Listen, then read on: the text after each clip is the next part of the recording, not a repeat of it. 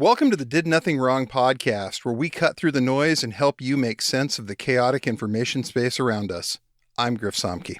Springfield, Ohio is the site of the latest battle in the modern information war.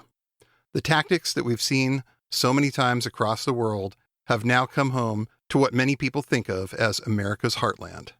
In this episode, longtime friend of the pod, Mike Centers, and I explore the evolution of these kinds of campaigns and discuss best practices to counter them. Stick around. This is a crusade. This is a holy war against the deep state. Where are the dictators? Where are the strong men? Donald Trump is our instrument for retribution. I'm going to fight for Christians. I'm going to fight for white people. They have the Great Reset. We have the Great Awakening. And why shouldn't I root for Russia? Because I am. I want to see these people go through misery because of their grooming against our children. After the assailant entered the home asking, "Where's Nancy? Where's Nancy?" Those are the very same words used by the mob when they stormed the United States Capitol. I did nothing wrong. Mike, welcome to Did Nothing Wrong again. It's great to have you back. Hey, thanks for having me on the pod again. Always happy to be here. We've picked up a lot of new listeners lately, so for the benefit of people who might not be familiar with you, can you talk a little bit about your background and your perspective on this style of post-Gamergate information conflict? Yeah, sure. So I'm Michael Centers. I am a PhD student at Virginia Tech, specifically studying sort of the political rhetoric and semiotics of the far right online. That's like my official designation as a researcher. But, that's the fancy sounding way to kind of say it, the academic way to say it. What that essentially means is I explore how the rhetoric in these online far right spaces, specifically like 4chan, Telegram, Discord servers, right? All the sort of places that generate sort of far right content, how that language seeps out into the quote unquote real world, right? Really, a lot of my research is how that distinction between the online and the real world, especially in terms of sort of far right politics, is rapidly becoming like a non-distinction, right? Right. So that's me. Great. This is definitely something that is very timely because for the last 10 years almost, we have seen that type of messaging and that type of rhetoric absolutely kind of jump what we would think of as containment over there. And it's made its way all the way into the national discourse. And this is essentially what we've seen in the Springfield, Ohio situation, where something that came out of the online fever swamp, people like Libs of TikTok, like Paul over on 4chan, have been amplifying this. And it went all the way to Donald Trump, who talked about it during the presidential debate with Kamala Harris. Yep. And so I can remember watching that debate and like the day leading up to it, right? In various group chats I was in, and even on Twitter, people were talking about, oh, is Trump going to mention Springfield? Is he going to mention the Haitians? Is he going to mention the pets? And with how much like his inner circle, Vance, Libs of TikTok, the kind of far right pundits that he, is very much immersed in, was pushing that narrative. I was like, no shot he doesn't, right? Absolutely no shot he doesn't, right? He's gonna mention it in some capacity, whether or not it's just an offhanded remark or he gets in really into the weeds. I couldn't tell you that, but he was going to mention it, and sure enough, he absolutely did. And I can remember after the debate on CNN, apparently, I wasn't actually watching the CNN stream, but apparently good old Jake Tapper, once the debate was over, he said, well, that performance from Trump was like a 4chan post come to life. And I was like, hey, Jake, you can come talk to me. I can tell you all about that. Yeah. But the fact that he framed it in that way, right? The fact that one of the most well-known, famous pundits on one of the biggest television news networks in the world kind of framed Trump's performance essentially as a 4chan post, right? I think sort of speaks to how prevalent that style of rhetoric has become, right? It's not just this like, oh, it's just these weird QAnon Proud Boys on the fringe people who are talking this way, right? It's the former president of the United States is now a walking, talking 4chan post, right? Right. And we got here through obviously a lot of convoluted stuff that has happened over the past 10 years. But a good chunk of that can sort of be boiled down to the tactics, the rhetoric, the sort of group mentality that emerged from Gamergate 2014 onwards, right? Right. So what makes these tactics so effective? Because this, like you said, has been sort of their MO for the last few years, and they've had a lot of success with being able to define issues and seize media cycles as a result of this. Why does this stuff work so well?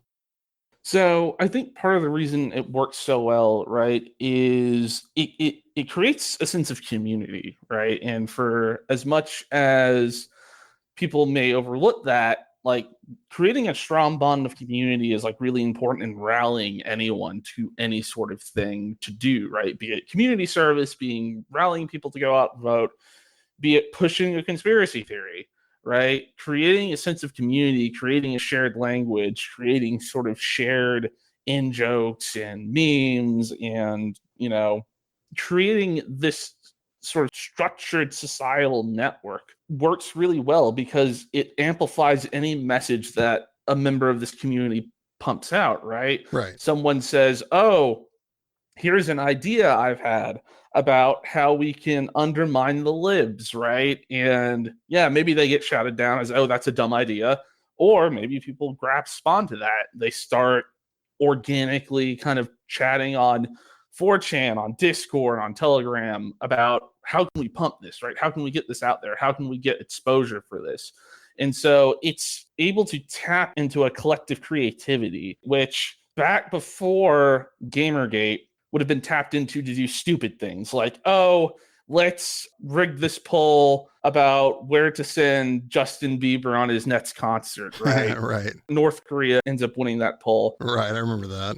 Oh, let's send Pitbull to Alaska, right? And so that used to be sort of the, oh yeah, let's do this sort of, stupid, sort of elementary, immature. Yeah, essentially shit posting, basically. Yeah, shit posting. Yeah, so relatively harmless, maybe a little immature, but it, people would figure out, oh, well, okay, how can we, create a bot that spams this poll, right? How can we get around security around this poll so that way we can flood it, right? And get the result we want. That used to be what they did.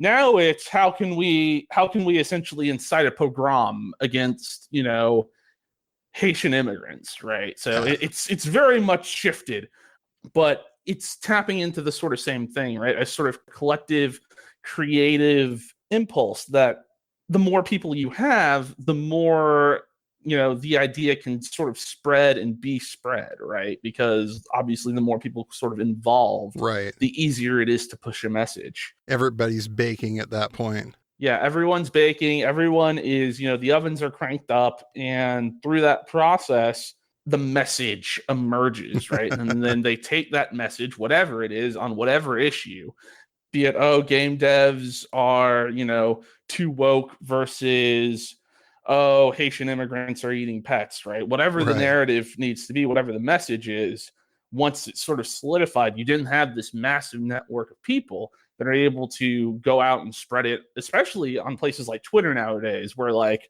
you can be as racist and misogynist and bigoted as you want to be because Musk certainly isn't taking any of that down. Right.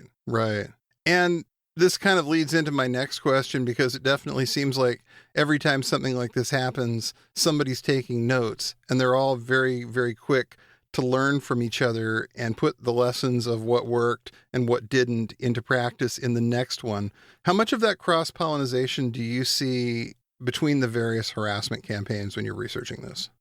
You see quite a bit, right? And I mean, part of it is because they're all interconnected in some ways through the sort of vehicle of Trump and the Republican Party now, right? It used to be that all these various different groups were less sort of connected, right? They were in sort of the same tent, but they didn't have a vessel through which to really push their message. Trump sort of emerged as that in 2016, and then through him, these various groups, gamers, incels, bigots, tradcasts, the religious far right, all these various groups sort of take control of the Republican Party. Right. And now they have the whole party apparatus essentially to which push their message. So a lot of it, I think, is they're able to take notes from each other a lot easier now because they're all in the same professional, so to say, tent, which is the Republican Party, right? Whether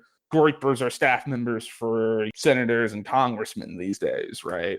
They're able to connect and network a lot easier. And so they're able to sort of learn from each other about, oh, yeah, I think this works really, really well. And then there's the fact that there's sort of 10 years of history of this now, right? Right. Where it's like, okay, we had Gamergate, we had the sort of original tactics of, harassment, swatting, all that sort of stuff. A lot of those tactics are still in the playbook and still get whipped out and still get utilized because we as a society have not taken the appropriate measures to actually counter those tactics, right? There still isn't really any effective way to counter swatting or to counter online harassment, so long as especially online harassment, right? Where it's like, oh, free speech. So that's one of the issues. They keep going back to the well because the well has never run dry, right? Because we as a society haven't found a way or haven't found the energy to effectively put countermeasures to these well-worn, well-used tactics, right? Right. And one of the most well-used tactics that they've used, as you brought up, is swatting. One of the media outlets that's covered this whole situation in Springfield most effectively has been a newspaper called the Haitian Times. And they cover the Haitian diaspora all across the United States. And when this started, of course, they were right on this. Well, turns out that the editor got herself swatted a few days ago. And this is the kind of thing that was definitely pioneered during Gamergate, from what I understand, as a shut the critic up tactic. And they've really focused in on attacking the critics who have some connection to the local, what's going on the ground, the journalists or critics who have the most familiarity with the local situation, as opposed to, somebody from CNN who's going to come out and do like a flyby type of hit. Is that something that you think they're doing as an intentional tactic to shut those voices out, hopefully, of the discourse? Yes, I think it is. And specifically, I think there's sort of two prongs to why do they target journalists who are more, quote unquote, in the weeds about any individual issue, right? Be it games journalist during Gamergate or the Haitian Times editor working for a paper that specifically focuses on the Haitian diaspora. Part of it is that these journalists are the ones who sort of, like you mentioned, know the issue the best, right? And so they're able to more effectively sort of counter these narratives that get constructed on these various places, right? And so with their knowledge and expertise, they're more able to come out and say, well, no, that's wrong. No, that's false. Obviously, none of this is true. And so they have an incentive to do what they can to pressure this person to remain silent, right? Or to keep them, to keep them off to the side and out of the spotlight. The second is that they're able to sort of get away with doing these sort of things to these journalists because they're not in the spotlight normally as often, right?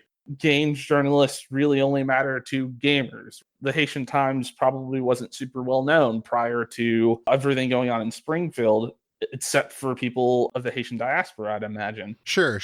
And so they're much easier to sort of do these harassment campaigns and do things like swatting to, because if like Jake Tapper gets swatted, that's going to make headlines, right? You're going to hear about that. Yeah, you're going to hear about that. And there's going to be enough societal pressure of like, oh, someone really big just got targeted by this, right? There's going to be enough societal pressure to potentially compel law enforcement to act, right? Versus smaller journalists where it's like, oh, well, that's just sort of, you got to have skin in the game when you're a journalist, right? And so with smaller journalists, it's more easy to perhaps write off, oh, well, that's just part of the job, right? You sort of put yourself out there to do that. So I think, again, those sort of two prongs of suppression of expertise and keeping themselves, keep the harassers keeping themselves in the shadow, right? Because again, going after large profile people tends to result in attention being brought to them, which they do not want. They want like media attention, right, to their narrative. They don't want specific attention on themselves, though. Right. This is definitely not something that they can be indiscriminate about, because again, we saw that happen when some guys associated with the Atomwaffen division a few years ago decided that they were going to swat Kristen Nielsen, who was Trump's Homeland Security Secretary. And, the Secret Service answered the phone because she had Secret Service protection. And when the Secret Service answers the phone from the local police saying, oh, no, there's no swatting going on here, that guy ended up in prison for that one. So you really have to be somewhat selective with your targets, because, again, if you try to swat a Jake Tapper, you're probably going to end up having to answer questions about that in a court. And that's obviously not something that these people want to do. But I really think that you nailed it when you said that they want these people to be essentially off the field, essentially not commenting on what's going on there, because they are some of the most effective voices. And the more of those voices that you can take out of the information war, the more you have to listen to the voices that are not catching that level of harassment. The ones that are telling you that all government officials are lying to you, and that the only people you can trust to tell you the truth are people like End Wokeness and their fellow travelers. The ironic part is that none of the things that they are saying about this Springfield issue are true. The Haitians aren't illegal immigrants. They moved over 4 to 6 years. They weren't dumped. Property values haven't risen rapidly. Crime hasn't risen rapidly, and they don't eat cats. But you would never know that from listening to what's going on 4chan and what's going on Twitter and what's going on with some of the more complicit media outlets like War Room, like Fox, like Newsmax. Yeah, I'd agree with you there. And I mean, to kind of go straight to the kind of heart of the issue is, I think it was just a couple days ago, it kind of got overshadowed by other things that have happened over the past couple of days. But Vance just straight up admitted to making up the story about everything happening in Springfield, right? Yep. And his excuse was, well, if I have to make up the story in order to get you to pay attention, I'm going to do that. And so he tipped his hand, right? Yeah. Essentially saying, yeah, I craft these narratives, right? Or I take these crafted narratives and I push them. He says to get you to pay attention to an issue. It's an issue that doesn't exist, right? Yeah. So he's specifically pushing a crafted narrative in order to try and place people in a sort of alternative reality where, oh yes, Haitians do eat pets, right? Something needs to be done about this. Yeah. And it just goes back to this whole idea of creating a community, right? The idea of setting these people into a sort of augmented or alternate reality, right? That is made up of crafted narratives that push very specific things against very specific groups of people to get people hyper-focused on the enemy, right? The other. And so, again, creating this sort of us versus them mentality, right? Which is then very easy to whip people up into frenzies and to compel people to go out and vote and get involved in politics, right? So. Right. And that's another thing I don't think has been as widely explored as it needs to be at this point, is how much of the decline in real life socialization, as it were, real life community, has been poured into these online communities, these sense of almost like ARG type of elements of people getting together and doing all this baking and deciding that they're doing the research and they're saving the world and they're saving the children and all the rest of it. And we've gotten to a point now where so many of these people who might have been, doing something somewhat more productive with their time have gotten sucked into these communities, and it's become their focus to a large extent. We've seen it with QAnon. We've seen it with the January 6th communities, and we're seeing it feels like, again, with this Springfield issue. And this goes back to where 4chan kind of started, because a lot of the people that seem to have been sort of the early adopters of 4chan were not necessarily people who had a whole lot of real world community going. Mm-hmm. These were people who found, a community where they could talk to other people kind of on the same wavelength.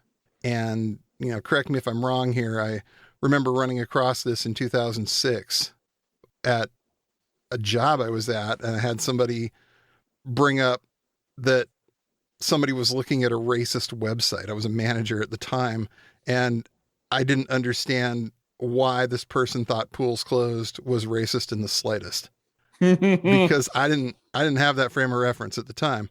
I didn't understand raids. I didn't understand Chan culture at all. And finally had to sit the person down and say, like, explain this to me like I'm stupid, because I'm willing to believe you believe this, but I don't understand it in the slightest. And that was sort of my intro to, there's this whole world out here, and these people are doing things very differently as a result of being in this community. And it was terrifying when I realized how weaponized it had gotten. And I don't think I realized that until about 2014, 2015, when these people who were, kind of goofy and didn't like Scientology very much. And it was like B became Paul. Right. And that's the shift to me that I saw, that was like, oh my, this is not good. This is really, really not good.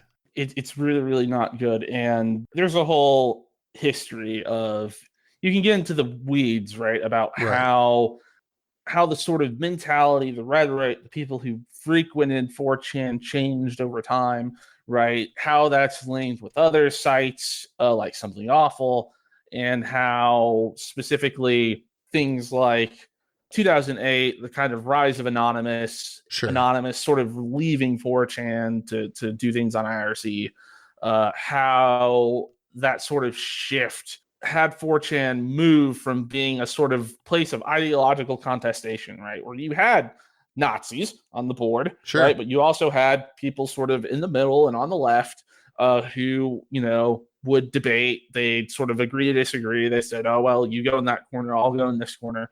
But, they coexisted on the site for quite a while until sort of post 2008, 2009, when Anonymous left. It sort of left the far right in control, so to say, of places like B and Pol. And then we see a shift of, a slow but sure shift over time of, harmless pranks that did often have sort of racist or sexist undertones to them, but were still relatively harmless, to, okay, we're going to be harassing and swatting games journalists now because they're making our video games bad because they want more female representation, right? Ethics in game journalism, as they like to say. They were only looking to keep game journalists on the straight and narrow, clearly. Right.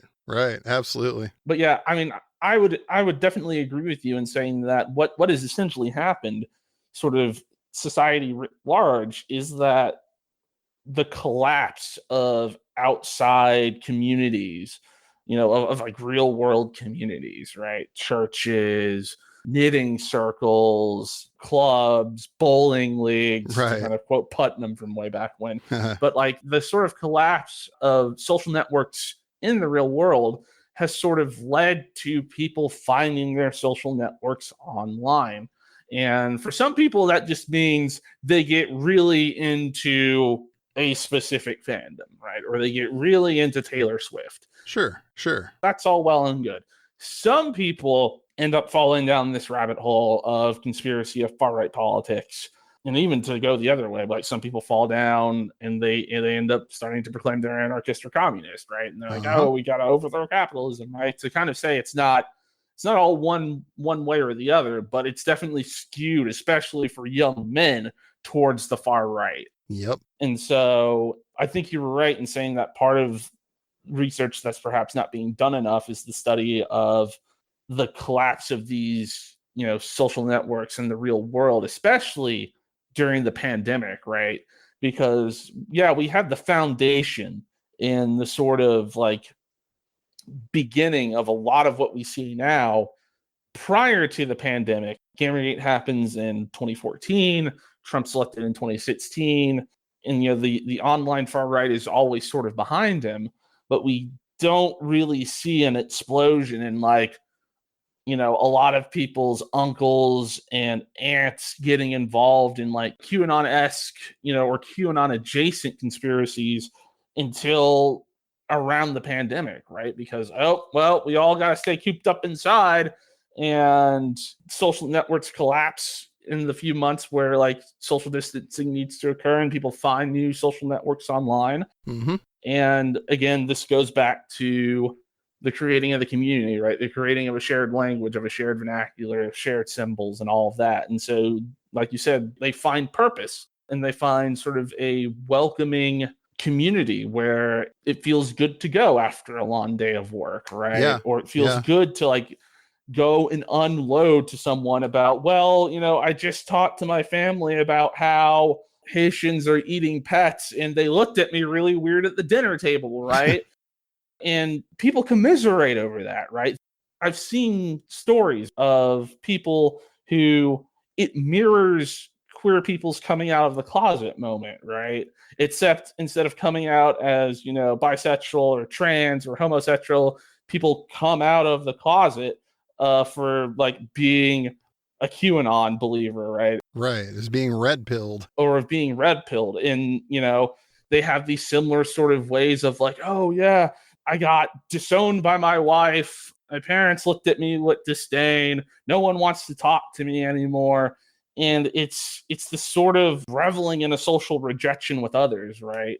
Because being rejected by the people around you is painful. Yeah. But if you can commiserate with people, then you find a sort of new community, right? I think, and this sort of runs the gamut, right? This sort of shared commiseration of being societally humiliated. I think of sort of Reddit meme stock, that group, right? Which is very adjacent to all of the people we've been talking about today, where they will very happily post about how their wife divorced them because they put their life savings into GameStop stocks, right? Uh-huh. And they will very happily tell you that I am down $20,000 in this investment, but I'm diamond hands. I'm holding on with the rest of you, right? And instead of people critiquing this person and going, dude, what's wrong with you? It's, let me tell you how much money I've lost. Yeah, we're all in this together, right? Mm-hmm. It's almost like a form of collective hypnosis, where if we all just believe in the same thing, that the rocket ship's going to take off any day now and we'll all be rich, we can push off the idea that we've financially ruined ourselves another day, right? I think that all goes back to community and group psychology. Yeah, it absolutely does. And it gave people who ordinarily wouldn't necessarily have gone this far much more of a community and kind of an excuse to keep going with something that common sense would have kicked in at some point. If you didn't have this whole self-reinforcing thing that you log into all the time to tell you that the fact that you spent your retirement money on a meme stock isn't necessarily a bad thing, most people wake up from that a lot sooner if they're not getting it reinforced for themselves all the time. Mm-hmm. So let me ask you this, and I know you kind of alluded to it earlier when we were talking, but we're 10 years out from Gamergate now. And as you said, we've seen these tactics and scenarios repeated again and again because they've been extremely easy and effective. And in your experience, have we seen anything in the way of effective pushback applied to these kinds of campaigns? So, it's hard to say. I think society at large probably no. There's still no effective laws in place for any harassment or any swatting, right? You will get law enforcement called down on you if you swat someone who's pretty big, pretty famous, or if, God forbid, someone dies. Right. But for the most part, it's if you swat somebody, there might be an investigation. There might not be, depending on the resources of the department and all of that jazz. But there's still not even really an effective countermeasure to that. In terms of countering harassment campaigns, creating communities of support, that tends to involve people finding other people and sort of creating support networks themselves in order to have a sort of supportive community when like people go through this sort of stuff, right? Right. If you think about it, the only way to counter actual online harassment would be to kind of outlaw some sort of like to essentially outlaw harassment, to say like, hey, if you harass people using our website, you're going to get banned, right? Right. That sort of used to happen on Twitter. If you were like racist, bigoted, misogynistic, you would at least lose your account, but like, hey, you could always make another one, right? So even that wasn't super effective, and people could still bring all their friends, make spam accounts, and still spam harass people if they needed to. And so like even that sort of like, oh, you'll lose your account doesn't mean much if you're just running through a bunch of burner accounts, right? Right. And so one of the things, especially here in America, that we kind of have to ask ourselves, and we tend to not like to ask ourselves, is should we limit speech online at all, right? Should there be guardrails in place? Should actually harassing people be like a criminally punishable offense if it can be pinned on you, right? If you can say, you harassed this person from this account, we have your IP address, we know you did this, and you get some sort of punishment out of that. Clearly most people would say, well, that goes against the First Amendment, right? And there are ways that, any sort of outlawing or criminalization of any sort of speech can then be used against a large portion of the population. Right. But we sort of have to at least ask the question of online, should some speech not be tolerated? And if so, how do we have that intoleration, right? Like, how do we enforce that intoleration? Is it simply through social norms and mores, right? Like, oh, we're just going to, not associate with the person who's being vehemently racist on Twitter, right? But it's pretty clear that hasn't worked, because there are more than enough people on Twitter who are all patting each other on the back and clapping when someone is vehemently racist or sexist or bigoted on Twitter, right? So, okay, maybe social norms clearly aren't working, because a lot of our social norms online have sort of collapsed. Yeah. Right. I think we still have social norms in real life for the most part. Like, I don't think you can walk up and say a slur to somebody and not expect to get ostracized or perhaps punched in the face. But at least online, right, the idea of social norms and social norms sort of enforcing restraints on speech has more or less collapsed, and that collapsed a long time ago. Yeah. And so, again, I think the question needs to be asked, should we restrict online speech in any capacity whatsoever? And I would make the argument that maybe it should be. Like, I think part of the problem here is that we give too much adherence to this idea that all speech is valuable, right? I think, someone saying racist, bigoted, misogynistic screeds that are nothing but conspiratorial has no value, and therefore shouldn't fall under a protection of free speech, right? Because it's not just useless, it's outright harmful. And so we then get into the debate of how would that be regulated. But that would be way in the future. We first, as a society, sort of need to ask, is this sort of toleration of any speech being free speech what we really want as a society? And I think it's important that we ask that question. Mm-hmm. So we have to, because when you look at countries that don't quite see it that way, I mean, the big obvious example lately is Brazil.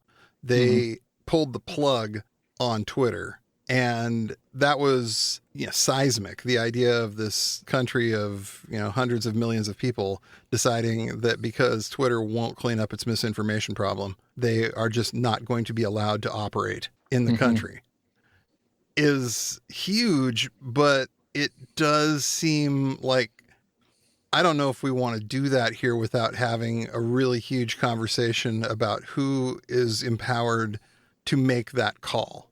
Exactly. Whether I agree with this person's politics or not, that is the slippery slope of all of this. That said, it's funny to look now and think about how much people used to complain about the moderation on twitter.com and how bad it was. It's like, we didn't know what we were talking about. We didn't know what this could be, used for. And now that there's virtually zero moderation, that you will not lose your account for being a neo-Nazi. In fact, you'll get it back. Say you're Nick Fuentes or something. You can successfully get an account back after all of this.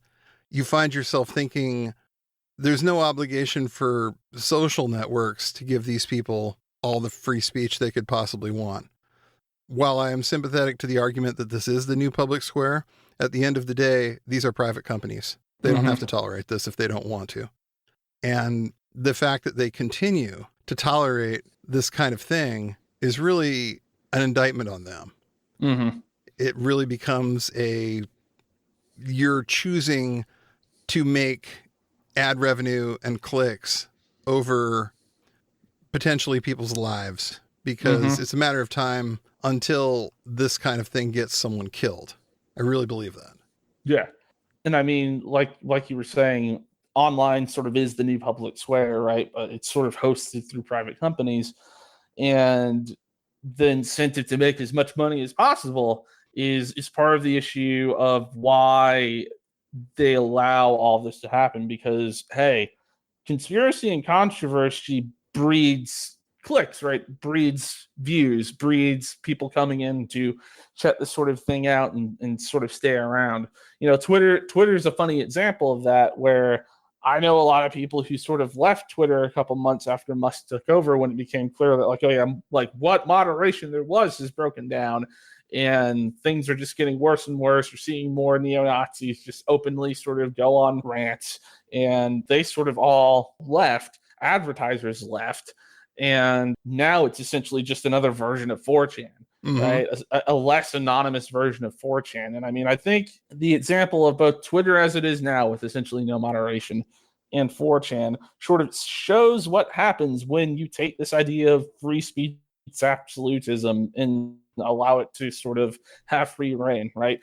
Places turn into cesspools, to kind of put it bluntly. And so at the very least, where these places, like you mentioned, are private companies, there should at least be some sort of incentive to be like, be it provided by the taxpayer or be it provided by the people who use the platform who don't want to tolerate this stuff, to kind of say like, hey, First Amendment doesn't really apply to us. Yeah. Right? We can regulate speech on this side as much as we want. And so, again, them sort of at least taking the measures. And I know Facebook had some for a while to kind of combat misinformation, but then they changed it to where it's like, yeah, whatever, come on in here with QAnon and conspiratorial stuff, where it was like, yeah, if you do these sort of misinformation conspiratorial things, you'll get your account blown up, right? And so, that was good to have. It didn't stop the issue entirely, but it at least put a break on it. And I think that's what we need to strive towards, is like, at the very least, put something in front of the rushing train that slows it down a little while we work towards a more permanent solution. Right. And whether that's done at a individual corporation level or whether that's done at a societal level, which would, of course, be much more difficult to come to, it does seem like something's really got to change, because this current trajectory that the discourse is on about these things and the way that discourse is able to be manipulated by people using these tactics is just unsustainable in the long term. Yeah. It's not going to work. Yeah. I mean, it's unsustainable. And the fact is, like you kind of said, it's eventually going to get people hurt and killed. Yes. Right. It seems we've dodged a bullet with Springfield. It seems like with Vance sort of admitting that, like, yeah, I made all this shit up, that's sort of taken some of the wind out of the sails. Trump talks about going to Springfield, but we'll see if he actually does that. But whether or not he goes, if he goes, it sort of starts the cycle all over again, because he'll say things that get people riled up again. But for now, at least, it seems like we've dodged the quote unquote proverbial bullet of an actual violent pogrom being incited. Right. But I mean, we had all of those bomb threats, right? Like an uncountable number of bomb threats to schools, to city halls, to all of these places. And that's a direct result of the rhetoric, right? Now, I think at least some of the bomb threats, from what I read in reporting, were done in by people not here in America. But one of the things we have to remember is that, like, this far right network isn't isolated to the United States, right? It is global, it is large, and it includes a lot of people in a lot of different countries who speak a lot of different languages, right? And so, like, Eastern Europeans, Russians, there are a lot of people from that part of the world who are very much involved in this large sort of social network of sort of the online far right. Yeah, definitely. And we saw that with the governor's press conference from Springfield, where he said most of the calls were from overseas and, one specific country overseas. And I think we can all guess just who that might have been. But it is definitely something that we've seen as part of the tactic. This stuff either being from overseas or being made to look like it's from overseas in order to get around American law on this subject. So this isn't, again, new. This is something that they've been doing since 2014 when the original Gamergate incident happened. Yep, exactly. And I mean, the domestic aspect of this is obviously very important because it's what most directly impacts people here in the States. But looking at it, researching it, kind of going forward, one of the things we have to ask is, how did this sort of movement become so global? How did this divide of geography, time, location, language get bridged? The internet as a medium obviously has something to do with that. The fact that anyone can go on 4chan from anywhere and just start posting, right? That's definitely something. But like, how did all these differences get bridged to sort of form this still pretty incoherent at times, but at least a more recognizable, like solid, like, yeah, this is all sort of one big group, right? The fact that, the French far right party talks about les wokeismo, right? Like the fact that they've adopted sort of our, slang, the far right slang for what people don't like, the fact that they're using that, right, is very, very interesting. And I mean, you go and you look at some of the things that get said on Russian Telegram channels or Russian Discord, and they're using very similar vocabulary as well, right? To sort of talk about the degeneration, degradation of the West, right? And who is doing that. And so it's just really interesting to see. It's terrifying to see because it's like, oh yeah, this is a global thing. And even if we take care of it here in the States one way or another, it's still going to be out there, right? Right. It's still going to be out there. So again, one of the questions has to be asked, how do we counter this at a global level? Which is like, I don't have the answers to that, but it's a question that, again, should be asked. Definitely. Mike, thank you very much for joining me today. Always appreciate your time and your perspective. You're doing great work out there. Please keep it up. Yeah, thank you again for having me. Always happy to be on, and you have a good rest of your day. Thanks, sir. You too. Take care. Thanks for listening to the Did Nothing Wrong podcast. If you want to hear more, you can find us on the web at didnothingwrongpod.com. Please make sure you subscribe to get our content straight into your inbox.